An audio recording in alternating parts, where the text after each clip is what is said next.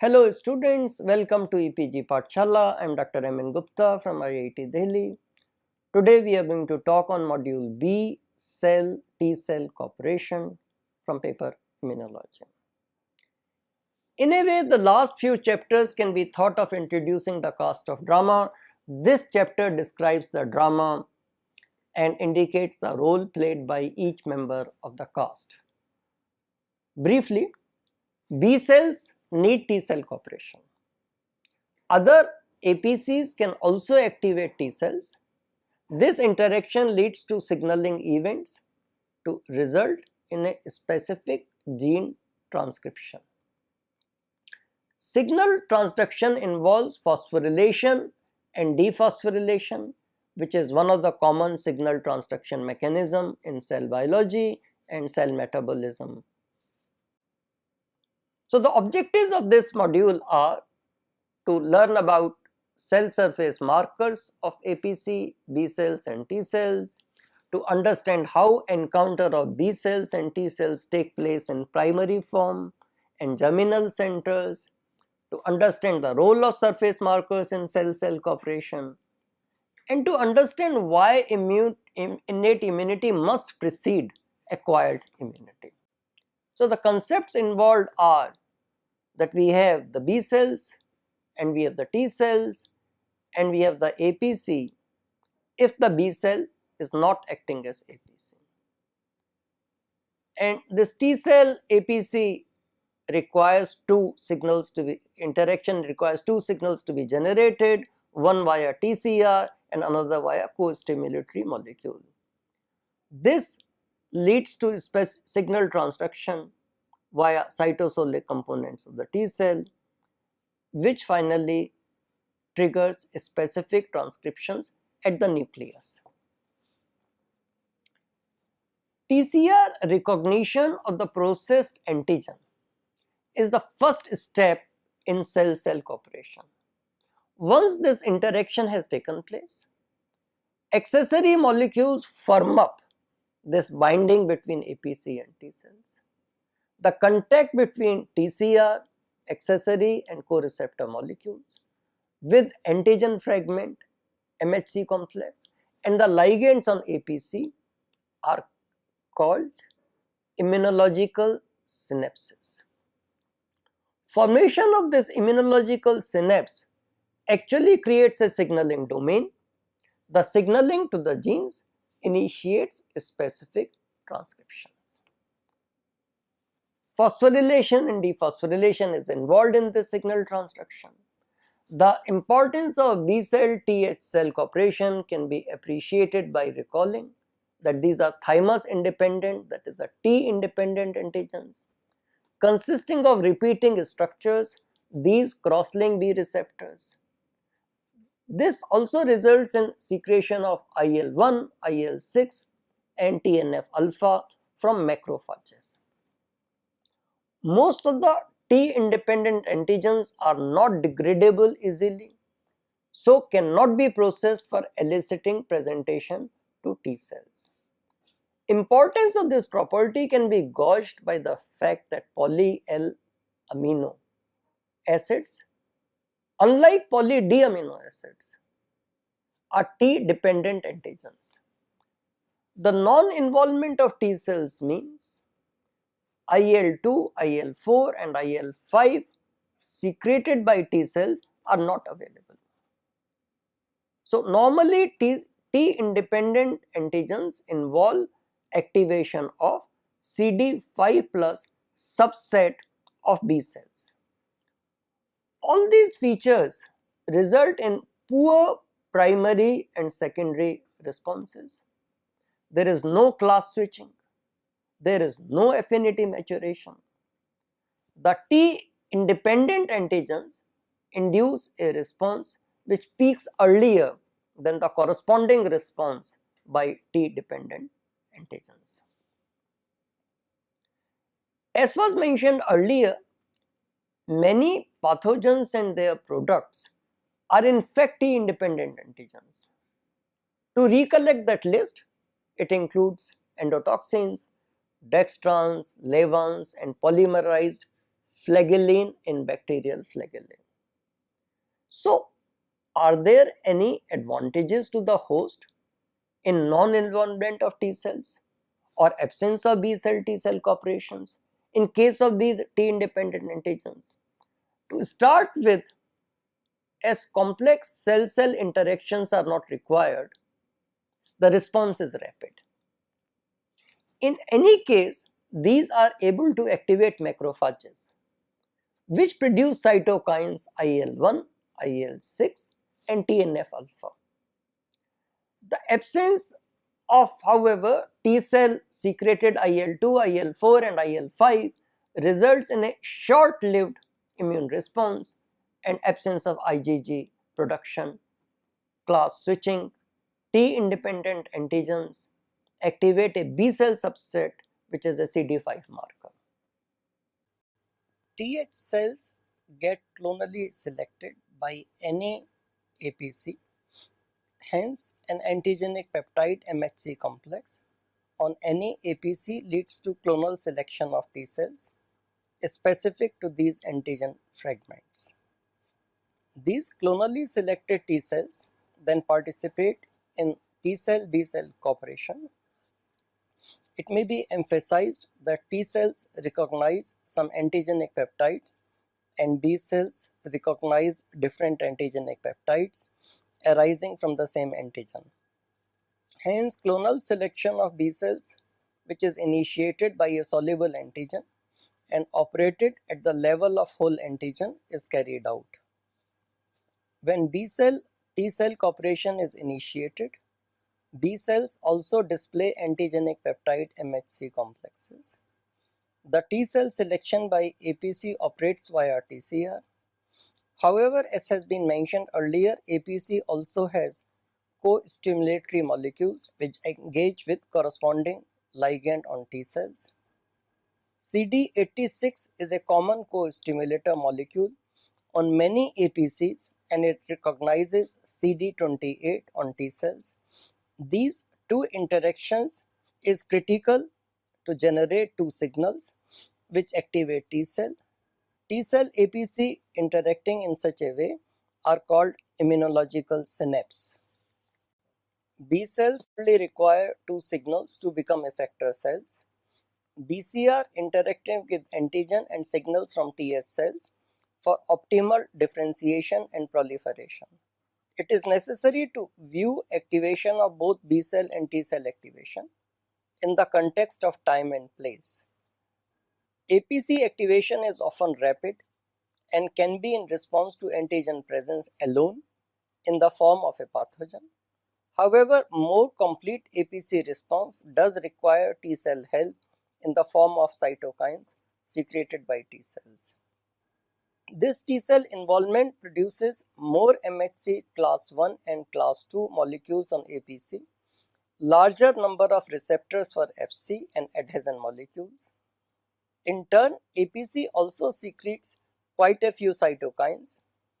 Hence, T cell cooperation makes APC function more effectively as the immune cell component. This also indicates that adaptive immune responses evolved later and strengthen the innate immunity. So, evolution segued in the adaptive immunity rather than creating a totally independent ab initio design. Discarding an existing design and creating a totally unrelated new design would have been perhaps wasteful approach. Once B cells become plasma cells and start secreting specific antibodies, they no longer express MHC class 2 molecule and no longer respond to any signal for differentiation and proliferation. At that stage, T cell cooperation has ceased as it is no longer necessary. At a specific point in time, T cells have complete TCR.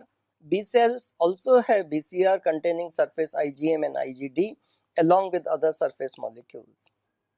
Sometime an antigen which is normally presented by class 2 pathway happens to be presented on MHC class 1 molecules. This mechanism called cross presentation facilitates APCs to present viral antigens to CD8 TC cells even if APCs are not site of the infection. As we have mentioned before, cell surface consists of diverse kind of molecules. These cell surface molecules becomes the most identifying mark of individuality. Hence, these are called cell markers. Monoclonals are the best tools to recognize and catalog the surface marker of different cells. CD numbers identify each marker systematically. As we have already seen, cells at different stages of development and differentiation often have different surface markers.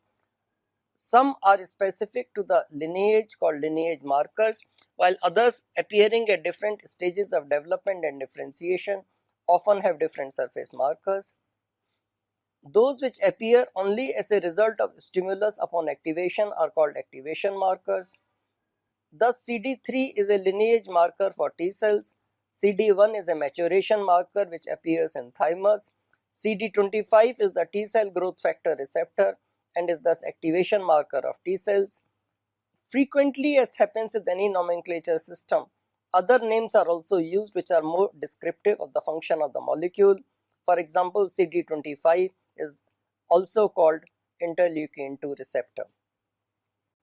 It happens in some cases that maturation marker for one lineage is activation marker for another type of cells.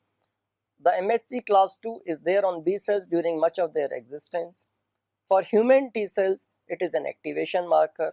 Also, activation markers may not appear but may increase in number upon stimulation. CD11A or LFA1, as it is sometimes called, on monocytes exemplifies this. Many surface markers seem to have evolved from a common ancestral gene.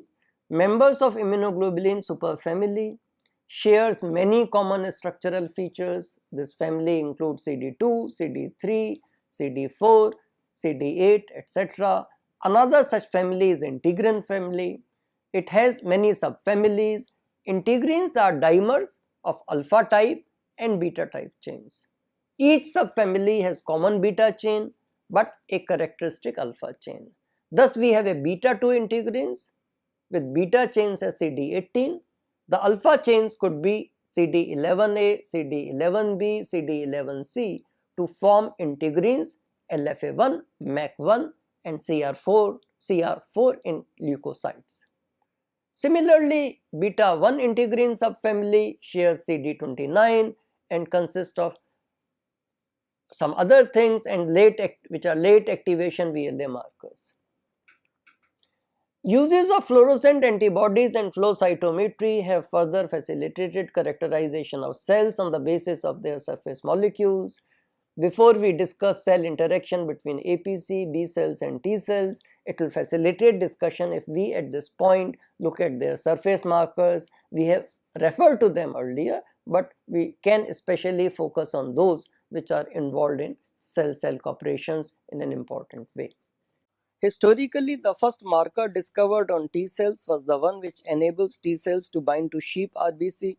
It was given the name CD2. However, TCR is the lineage marker. Both TCR1, that is gamma delta, and TCR2 alpha beta are associated with 5 polypeptide complex of CD3. It is eta-eta dimer which is linked to the ATAM through which signal transduction occurs.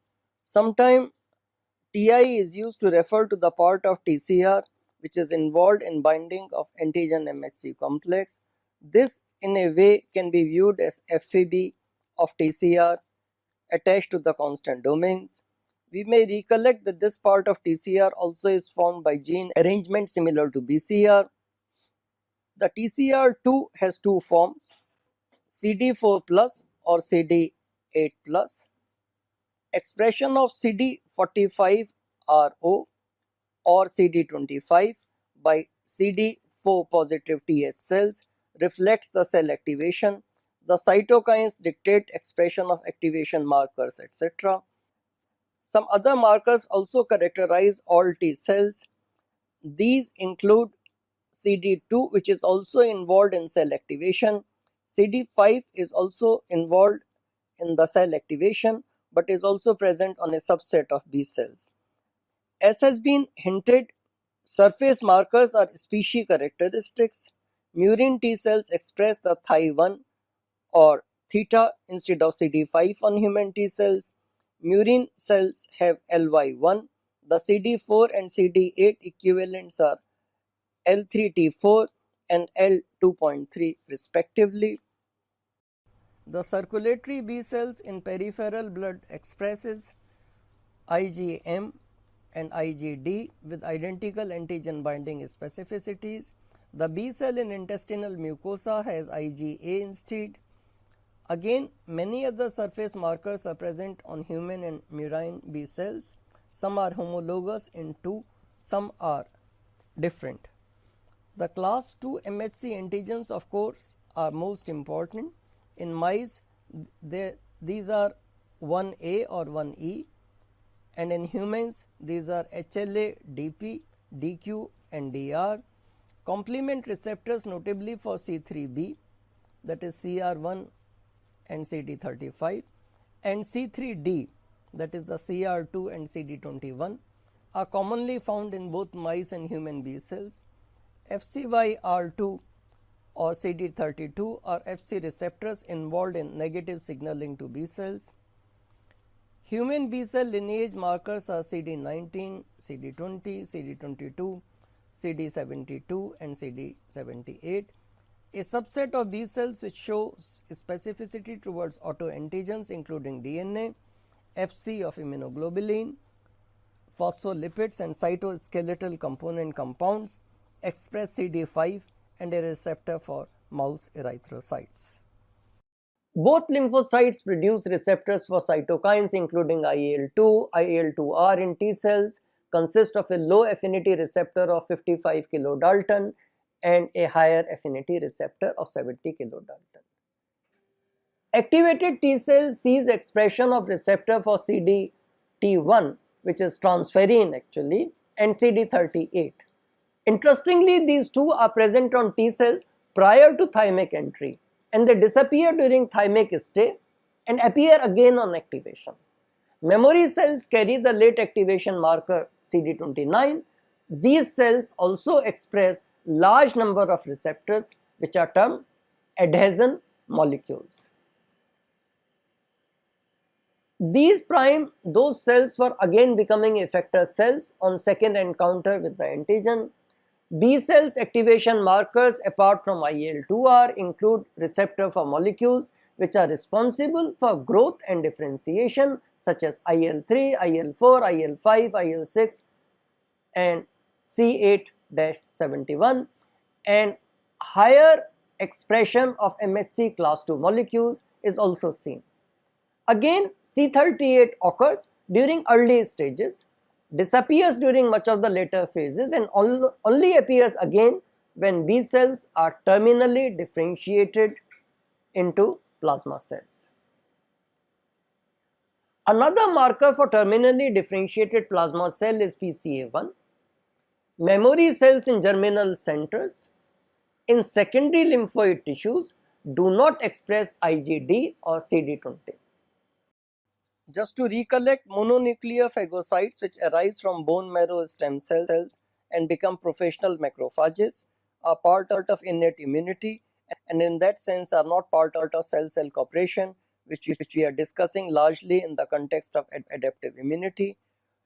However, no matter how innate immunity operated in early days of evolution, at present these macrophages do depend upon T cell derived cytokines for efficient functioning in several cases.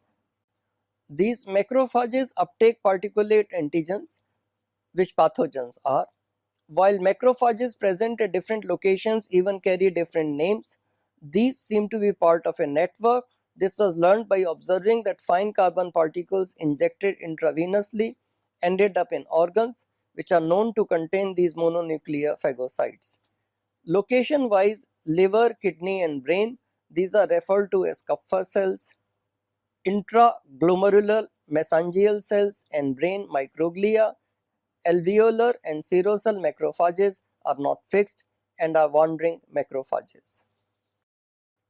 Human as well as murine macrophages have manosyl fucosyl receptors responsible for binding to sugars on microbial surfaces. CD14 is a receptor for binding to a receptor for LBP that is lipopolysaccharide binding protein. LBP in serum coats gram-negative bacteria and thus facilitates their uptake by macrophages. CD64, CD32 and CD16 are Fc receptors in human macrophages which have a low, medium and high affinity for immunoglobulins via their Fc fragments. So we can see how innate immunity is connected to various arms of adaptive immunity. Complement receptor CR1 is also present along with CR3, the latter appearing as activated macrophage marker. LFA1 and P150 are also similar markers. Intracytoplasmic vesicles in macrophages also have typical activated markers such as CD11B and CD11C. MHC class II antigens are present on some macrophages which allows these to act as APCs for T cells. Macrophages have receptors for IL-4, IFN gamma and MIF, that is the migration inhibition factor. That is how macrophages derive T cell cooperation. In turn, macrophages produce their own cytokines such as IFNs, interleukin 1 and TNF. Human macrophages also express CD13, CD15, CD68 and VLA4.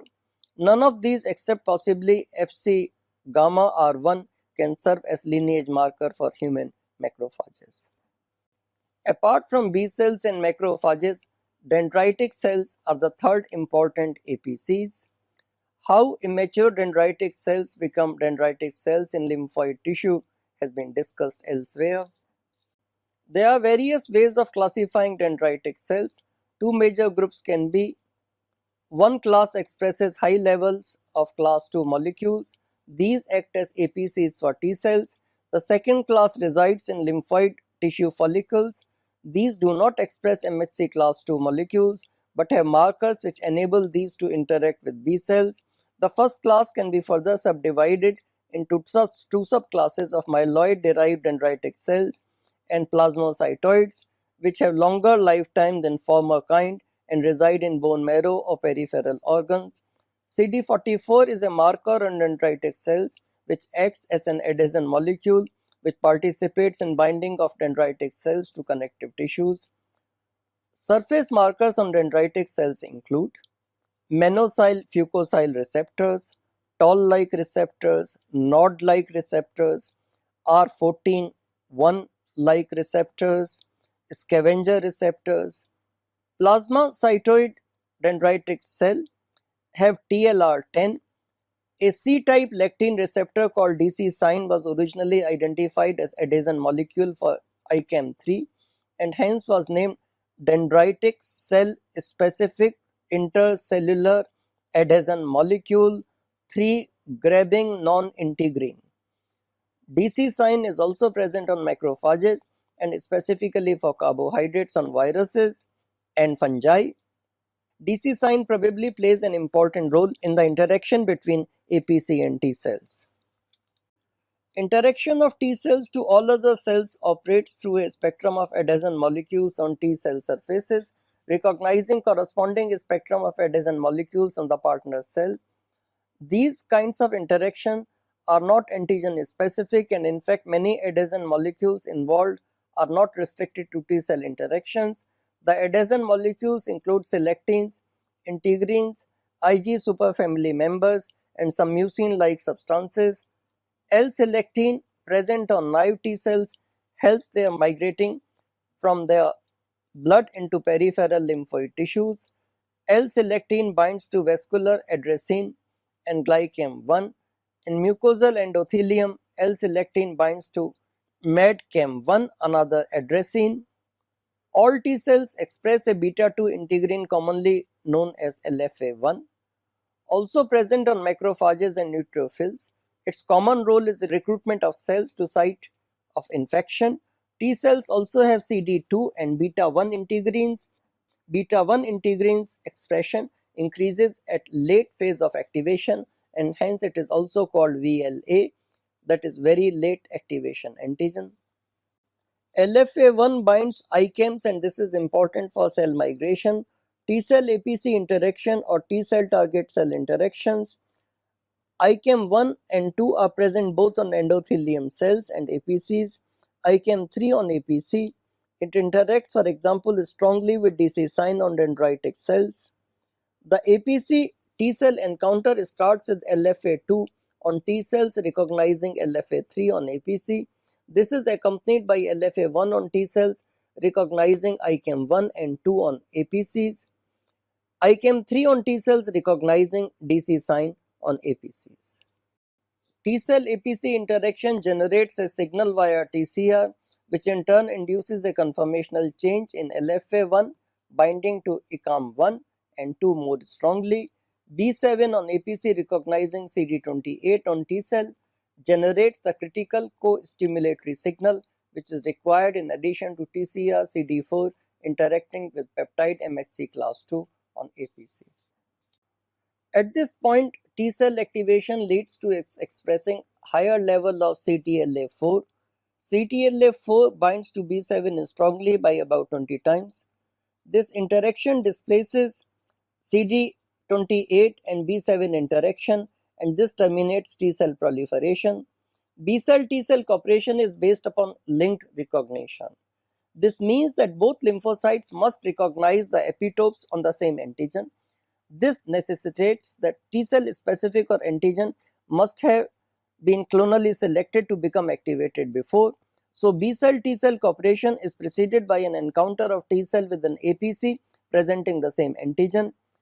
Here, antigen may mean the pathogen. For example, a virus coat will have several proteins.